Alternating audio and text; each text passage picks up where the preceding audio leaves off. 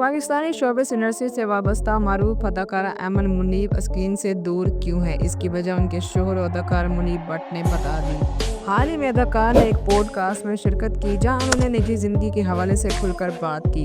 शोहर मुनीब भट्ट का कहना था कि ऐमन जितनी खुद मुख्तियार है, मैं ज़बरदस्ती उससे कोई काम नहीं करवा सकता जब तक उसकी अपनी मर्जी शामिल ना हो, और ये हमारे दीन में भी नहीं है कि अपनी बीवी पर अपनी मर्जी थोपें।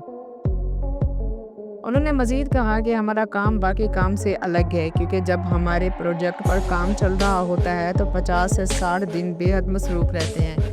10 से 12 घंटे शूट होता है, फिर अपने आप पर भी तवज्जो देनी होती है। ऐसे में बच्चे नज़रअंदाज हो जाते हैं।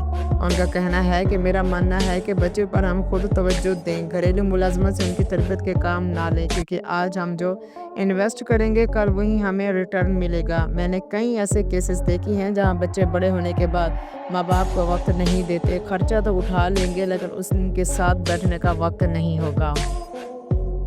एक और सवाल का जवाब देते हुए उन्होंने कहा कि 2 बेटियों के बाद हर माँ बाप की तरह मेरी भी ख्वाहिश थी कि मेरा बेटा हो, लेकिन बेटी हुई और इस पर मुझे कोई शिकायत नहीं है।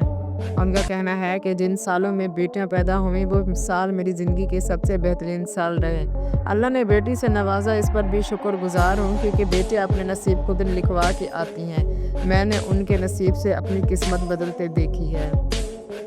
उनका मज़ीद कहना है कि जिन सालों में बेटा पैदा हुई वो साल मेरी ज़िंदगी के सबसे बेहतरीन साल रहे। अल्लाह ने बेटी से नवाजा, इस पर भी उन्होंने ये भी कहा कि अगर बेटा होता तो शायद उसके इतने नखरे ना उठाता जितने बेटियों के उठाता हूँ, क्योंकि बेटे को ये सिखाना होता है कि उसने मुस्तक़बिल में ज़माने की सख्तियाँ बर्दाश्त करनी पड़ती हैं। इसका काम बेटियों के मुकाबले में ज़्यादा मेहनत तलब होगा।